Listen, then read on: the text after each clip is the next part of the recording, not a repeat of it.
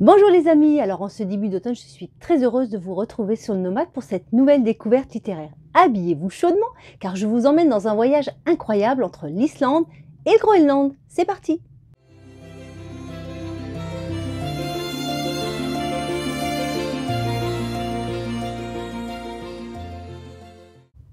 Aujourd'hui, je partage avec vous le livre Partir 66 degrés Nord, écrit par Sandrine Pierrefeu aux éditions Glénat. Ce livre a été pour moi un réel coup de cœur. Sandrine a posé son sac en Bretagne il y a maintenant 30 ans. Elle a grandi les pieds dans le désert de Mauritanie, a vécu une partie de sa jeunesse entre océan Pacifique et Indien, sans compter les virées 4 mois par an en Nouvelle-Calédonie et en Polynésie, où elle rejoignait son père sur son bateau. Toujours un carnet et des feuilles à la main. Aujourd'hui, elle allie ses deux passions, la navigation et l'écriture. Elle n'a jamais cessé de parcourir le monde. Marin professionnel depuis 2013, elle arpente les hautes latitudes arctiques et antarctiques. Cette Bretonne n'a pas froid aux yeux. Pour Sandrine, c'est l'excitation. Elle trépigne de repartir vers le nord entre Islande et Groenland pour y vivre sa première fois en tant que capitaine sur un bateau islandais.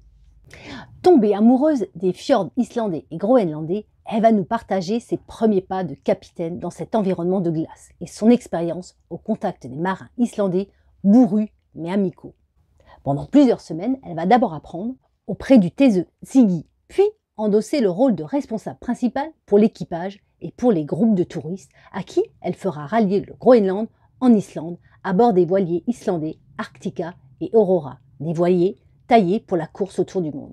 À la barre de l'Aurora, Sandrine et son équipage, haut en couleur, se frayent un passage dans un univers de glace. Mouillage somptueux où vêlent les glaciers, baignades improbables dans les lacs de montagne, rencontres multilingues avec les Inuits, leurs chiens et leurs fusils.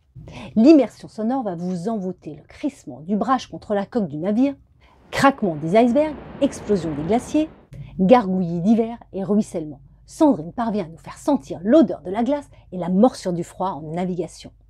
Dans ces contrées, la cartographie est incomplète. Les instructions nautiques s'appuient sur des observations vieilles de près d'un siècle quand elles existent. Sandrine suit d'abord la trace GPS enregistrée par son armateur lors de précédentes expéditions. Puis, elle s'enhardit, recoupe les informations laissées vers 1937 par l'explorateur Paul-Émile Victor avec les documents officiels et découvre, non sans difficulté, de nouveaux mouillages. Au fil des pages, vous entendrez les blocs de glace s'entrechoquer, le vent souffler et vous ressentirez la puissance de la nature.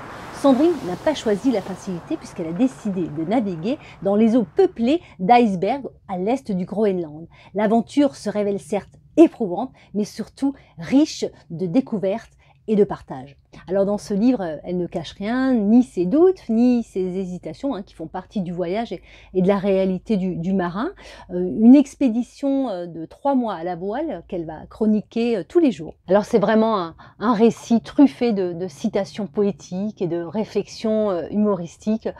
C'est vrai qu'il faut du courage, de la ténacité et puis un peu de diplomatie pour vivre auprès de rugueux Islandais et puis de conditions climatiques capricieuses. Mais l'expérience est vraiment unique. Elle va survivre à tout, et ça grâce à sa rencontre avec Teresa, une Anglaise apprentie inuite avec qui elle se liera d'amitié. Toutes les deux ont la même soif de vivre, et Teresa mettra son expérience des ours, des mouillages au service du bateau. Elle dévoile son organisation, ses exigences et l'expérience acquise auprès d'Islandais peu bavards, alors tantôt journalistes, tantôt matelots. Elle se façonne peu à peu, comme vous allez le voir, une solide expérience de la mer. Je trouve que Sandrine fait une belle description de ces paysages de glace cristallins. Ça donne vraiment envie de s'y immerger avec elle. À la façon carnet de bord, elle nous permet de découvrir les paysages et les traditions inuites. Et puis ce qui est chouette, c'est qu'au fil de la lecture, elle nous dévoile quelques informations ethnologiques, notamment sur l'habitat, la spiritualité, la nourriture inuite, et ce qui apporte vraiment un plus à ces chroniques. C'est une magnifique invitation au voyage qui vous attend, dans des contrées glacées qui se méritent, aux senteurs de froid sec ou mouillé, où l'œil s'arrête sur l'époustouflante beauté, où l'eau glougloute, où l'heure qui vient n'est jamais sûre. Une immersion sur la grandeur et l'immensité de ce continent. On s'émerveille de ces endroits les plus reculés et les plus captivants d'Islande, du Groenland. Alors il ressort de ce récit l'impression d'avoir côtoyé une personne très humble dans un environnement grandiose. Elle représente les rêves d'ailleurs et l'appel des extrêmes. Et puis j'ai eu vraiment ce sentiment de lire les confidences d'une copine poétique et espiègle. Sandrine a fait fi des paroles de Diane Tell. Moi, si j'étais un homme, je serais capitaine d'un bateau. L'univers des glaces, après la lecture de ce livre, me tente carrément. Et vous? Alors, si vous êtes adepte d'évasion, amoureux du Grand Nord, ce livre passionnant devrait vous emmener en voyage, car ce récit vous transportera dans des zones où peu de voiliers ont mis l'acquis. Voilà les amis, j'espère que cette nouvelle découverte littéraire vous a plu et vous donnera envie de dévorer ce livre incroyable. Alors comme d'habitude, n'hésitez pas à mettre un petit pouce bleu, à me laisser des commentaires, ça me fait toujours plaisir. Et puis si en plus vous êtes amené à lire ce livre, revenez vers moi pour me dire, me donner vos impressions. Ça sera vraiment chouette de partager ça avec vous. Et puis n'hésitez pas à vous abonner. Je vous embrasse bien fort et je vous dis à bientôt.